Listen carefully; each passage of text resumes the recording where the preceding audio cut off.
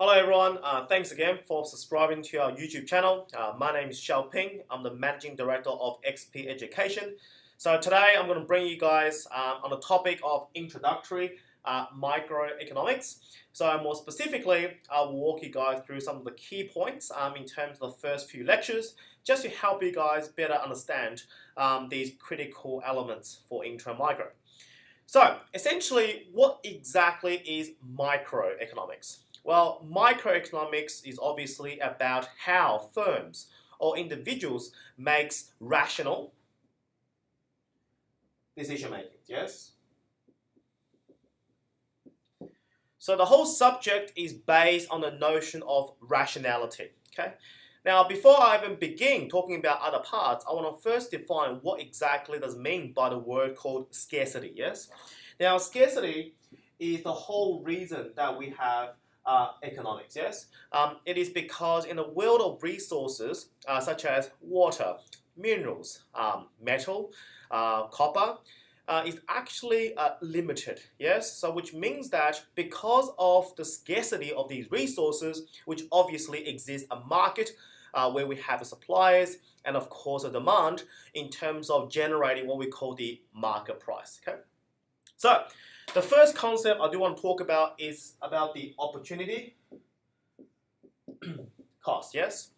Now, opportunity cost is something that is quite abstract. So, first of all, what exactly is the definition of opportunity cost? It is the value of the resources in its next best alternative usage, yes? So, it is the value of the resources in its next best alternative usage. So, for example, a very good example is your time, yes? Now imagine that I work as an investment banker for Morgan Stanley. My annual wage is about $100,000. Now imagine one day I'll get crazy and say, look, I want to open up a XP flower shop. Now my opportunity cost for starting my XP flower shop is therefore going to be the $100,000 foregone wage, okay? Now the second component of opportunity cost is what we call interest, yes? Now imagine at the moment, in my bank account, I've got about $100,000 sitting there, yes? Now I've decided to do a particular investment, yes, on a particular project. Now remember, the minute that you take the money out from a bank and then invest in any particular project, what is your opportunity cost? Well, your opportunity cost is essentially going to be the interest that is forgone by taking the money out, yes? So essentially, opportunity cost is something that is the value of the resources in its next best alternative use. So a good way to remember is that you're going to ask yourself, well, is there other way that I can use that resource for another purpose? Well, if yes, then it exists what we call the opportunity cost. Okay. Now, the next concept I want to talk about is on the notion of sunk cost. Yes.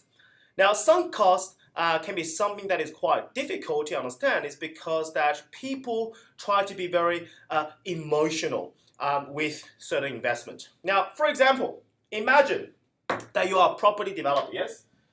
So you've already invested $10 million into a particular project, yes? Now, the project comes back to you and says, well, look, you need an additional $5 million to finish the project, but the return is only going to be $6 million, okay? Now, if you are an unrational person or irrational person, then you say that, well, I spent $10 million, now you want me to take out another $5 million, but I'm only getting $6 million back. Hell no. But from an economist perspective, this $10 million is what we call sunk cost, yes? Now, why is it sunk? It's because you have already invested that $10 million into this project. Regardless what you do, you cannot take the money back. So think about it. A property, you spent the money on getting metals, getting equipment. Now when you try to sell it, an unfinished product is actually worth nothing, yes? So in this case that, what makes us rational in this economic setting is about the marginal benefit versus the marginal cost, yes? Now, what is marginal benefit? Now, here is the exact definition of marginal benefit, yes? It is the additional benefit for undertaking an additional unit of an activity. Now, what about marginal cost? It is the additional cost for undertaking an additional unit of an activity.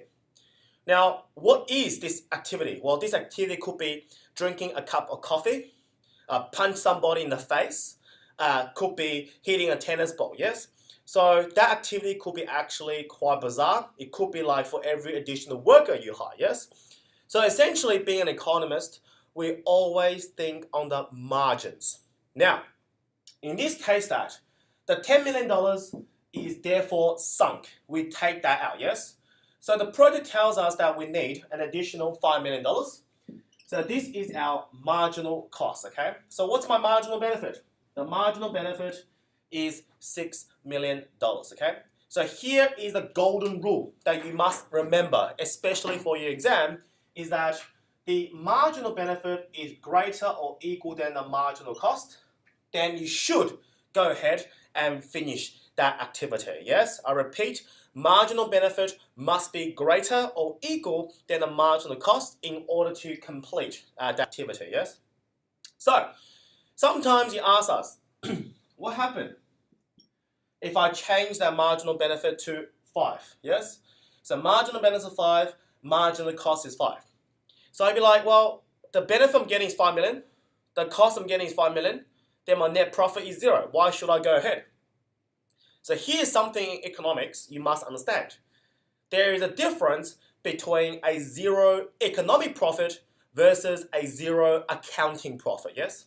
So in Introductory Microeconomics, we always talk about this economic profit, yes?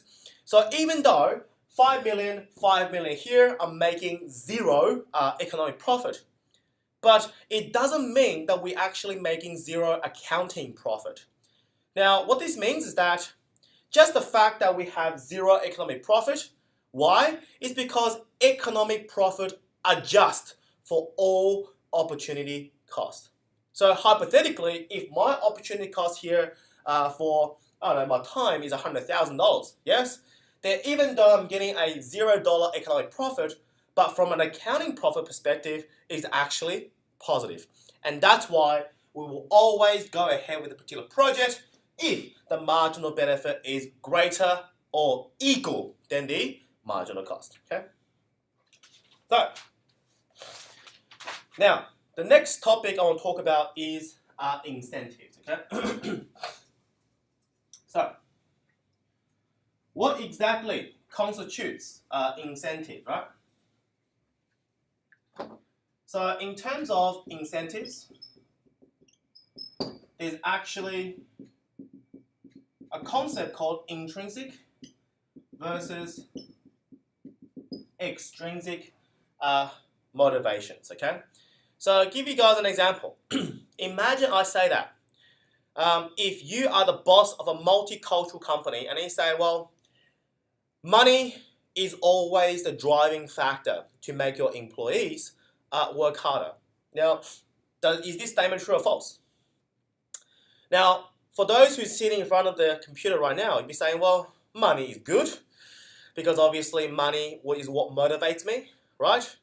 But there will be other people sitting in front of the computer saying, well, yes, money is important, but it's not really always about the money, isn't it, yes? So what I'm trying to say here is that in order to define a question like this, you got to talk about both sides of incentives or motivations, yes? Now, give you guys an example.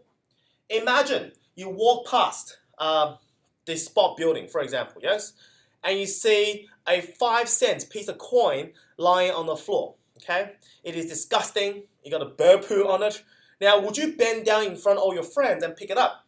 The majority of you probably would say no, right? But what happened in the same situation? You walk past and you see a brand new $100 note lying on the floor. Then the majority of us will actually bend down and pick up the $100 note. So what I'm trying to say is that from this easy example, it illustrates that people is actually motivated by money, yes? So in that case, what is my motivation? If the marginal benefit is more than or equal than the marginal cost. So for example, if I bend down, it's going to give me some sort of marginal cost, yes? But if the benefit is $100, then I'm still going to bend down, actually pick it up.